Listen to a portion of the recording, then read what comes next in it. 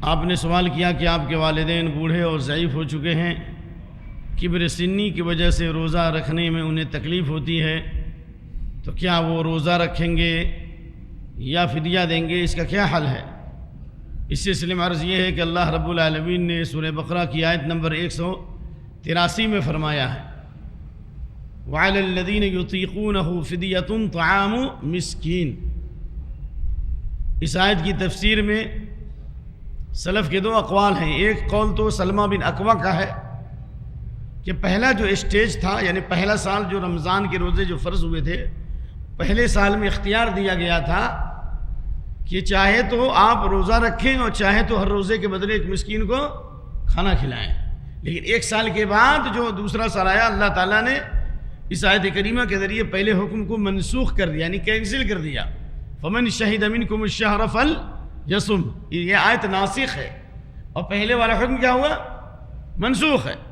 یہ سلمہ بن اکوع کی روایت ہے۔ لیکن ابن عباس اور عبداللہ بن مسعود رضی اللہ تعالیٰ عنہ کی قرأت میں یہ ہے، کہتے ہیں وَعَلَى الَّذِينَ يُطِيقُونَ أَن يَطَّوَّقُونَهُ، قال ابن مسعود أَن يَتَجَشَّمُونَهُ، یعنی وہ لوگ جو بڑھاپے کی وجہ سے، کبر سنی کی وجہ سے، اور اسی پر قیاس کرتے ہوئے دائم المریض جو مستقل بیمار ہے، صاحب فراش ہے، جو بہت تکلیف کے ساتھ روزہ رکھتے ہیں، ان کے لیے اللہ نے اختیار دیا فدیۃ طعام مسکین، ہر روزے کے بدلے ایک مسکین کو کیا کریں؟ کھانا کھلائیں۔ چنانچہ ابن عباس کہتے ہیں کہ اس کے اندر دلیل ہے للشیخ الکبیر وللشیخ الکبیر والمرأة الکبیرہ ان یفطرا ویطعما عن کل یوم مسکینا، جو بوڑھا اور ضعیف ہو وہ روزہ چھوڑ دے، افطار کرے اور ہر روزے کے بدلے ایک مسکین کو کیا کرے گا؟ کھانا کھلائے گا۔ یہی حق ہے۔ لیکن میں چاہتا ہوں کہ اس مسئلے کو آپ کی اجازت سے تھوڑا واضح کروں کہ بہت سے لوگ یہ کہتے کہ ہم مسکین ہیں اور ہمارے لیے عذر ہے، ہم روزہ چھوڑ دیں گے۔ بے شک اللہ کا یہ فرمان ہے، آپ کے سوال سے زیادہ ان کا جواب ہو چکا۔ فَمَنْ كَانَ مِنْكُمْ مَرِيضًا أَوْ عَلَى سَفَرٍ، اگر کوئی بیمار پڑتا ہے، ایسی بیماری جس کے اچھا ہونے کی امید ہے، جس کے شفا یاب ہونے کی امید ہے، جیسے اچانک پیٹ میں درد آ گیا، یا بی پی بڑھ گئی، یا شوگر بڑھ گیا اچانک، یا کوئی حادثہ ہو گیا، تو ایسے لوگوں کے لیے اللہ نے فرمایا کہ جو تم میں سے مریض ہو یا مسافر ہو، وہ دوسرے دنوں میں اس کی گنتی پوری کریں، یہ قضا کریں گے۔ تو کیا ہر مریض ہو سکتا ہے؟ یعنی جو عام بیمار ہے وہ روزے کی قضا کریں گے، ان کے لیے فدیہ دینا جائز نہیں ہے۔ لیکن مریض کس کو کہا جائے گا؟ آپ لوگ سوال سمجھے کہ نہیں؟ مریض کس کو کہا جائے گا؟ یہ امام طبری فرماتے ہیں مریض نمبر 1 وہ ہے جس کی اوپر بیماری ظاہر ہو، بیماری کا اثر اس کے چہرے سے اور اس کے جسم سے ظاہر ہو، اور یہ لگے کہ واقعی بیمار ہے، کمزوری نظر آ رہی ہو۔ واضح؟ نمبر 1 یہ بیماری ہے۔ نمبر 2 بیماری کا اثر ایسا ہو کہ وہ کھڑے ہو کر نماز نہیں پڑھ سکا۔ ہمارے حافظ صاحب بیمار تھے، اللہ مکمل شفا دے، مسجد نہیں آ سکے۔ ہم نے ان پر بہت ظلم کیا ہے، ایسے لے گئے پروگرام میں، سارا فائدہ ہم نے اٹھایا اور آپ نے اپنا آپ کو تکلیف میں ڈالا، لیکن اللہ آخرت میں اس کا آرام دے۔ تو بیماری کی وجہ سے، ضعف کی وجہ سے کھڑے ہو کر نماز نہیں پڑھ سکتا ہے، بیٹھ کے نماز پڑھتا ہے، وہ بیمار سمجھا جائے گا، اس کے لیے روزہ چھوڑنا جائز ہے، لیکن اس روزے کی قضا کرے گا دوسرے دنوں میں۔ ہو گیا نا؟ نمبر 3 ایسا بیمار ہو کہ اس کی بیماری اس کے جسم سے بھی ظاہر ہو اور روزہ رکھنے سے اس کی جان کا خطرہ ہو، بیماری بھی بڑھ سکتی ہے اور جان کا بھی خطرہ۔ تو ایسی حالت میں جب جان کا خطرہ اگر ہے اور بیماری بڑھ سکتی ہے، تو علماء نے کہا کہ اس کے لیے روزہ رکھنا جائز نہیں ہے۔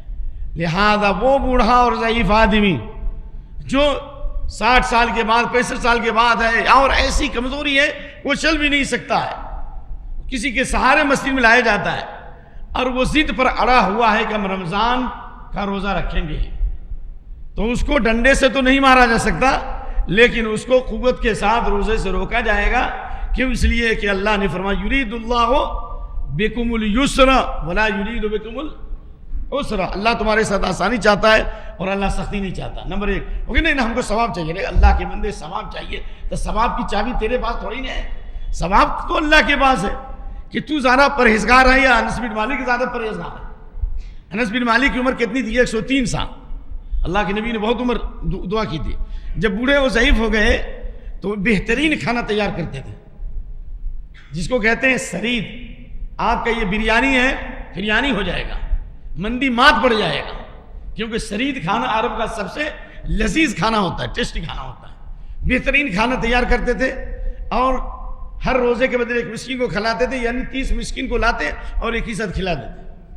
تو ہر روزے کے بدلے مسکین کو کھانا کھلانا افضل یہ کہ کھانا بنا کے کھلاؤ، اور اگر نہیں کھانا بنا کے کھلاتے ہو تو آدھا سا دو، یعنی سمجھیے 1.5 کلو کے قریب، 1 کلو بھی بعد میں کہا، ایک آدھا سا اور بعد 1 مد، 1 مد دونوں کی روایت آتی ہے، یعنی 1 مد بھی اور 2 آدھا سا بھی. خلاصہ یہ ہوا کہ آپ 1 کلو یا 1.5 کلو آپ اس کو چاول اگر دے دیا تو انشاءاللہ ہر روزے کے بدلے کفارہ ہو جائے گا. لیکن سوال یہ ہے کہ 30 مسکین کو لائیں کہاں سے؟ تو اس کا حل یہ ہے کہ یا تو ہر دن ایک مسکین کو کھلا دو، یا جس کے گھر میں 10-5 آدمی رہتا ہو 30 دن کا حساب کر کے ایک ہی ساتھ چاول اور سبزی شریف بھی دے دو، انشاءاللہ یہ بہتر ہے. یا نہیں تو آپ دعوت عام کر کے کبھی کبھی کھانا بنا کر کے ان کے گھر بھیج دیجیے. ہو سکتا ہے کہ ان کو کھانا بنانے میں تکلیف ہو، تو لذیذ کھانا جو تمہارے گھر میں بنتا ہے ان غریبوں کے گھر میں کہاں بنے گا. لہذا جو ہے کبھی بریانی شریف اور کبھی مندی شریف اور جو بھی شریف آپ کے پاس ہیں کھانے کی، وہ کھانا بنا کر غریبوں کو کھلائیے. بہت آپ کے کو فائدہ بھی ہوگا اور ان کی دعائیں بھی ملیں گی، کیونکہ اللہ تعالیٰ نے کھانا کھلانے کی فضیلت بتائی ہے. وَيُطْعِمُونَ الطَّعَامَ عَلَىٰ حُبِّهِ مِسْكِينًا وَيَتِيمًا وَأَسِيرًا. مسکینوں کو غریبوں کو جو لوگ کھانا کھلاتے ہیں وقاهم اللہ شر ذلك اليوم، اللہ قیامت کی برائی سے، اس دن کی شدت سے اللہ انہیں بچائے گا، خوشیوں اور مسرتوں سے نوازے گا. میں معذرت خواہ ہوں کہ آپ کے سوال سے زیادہ جواب دینا پڑا.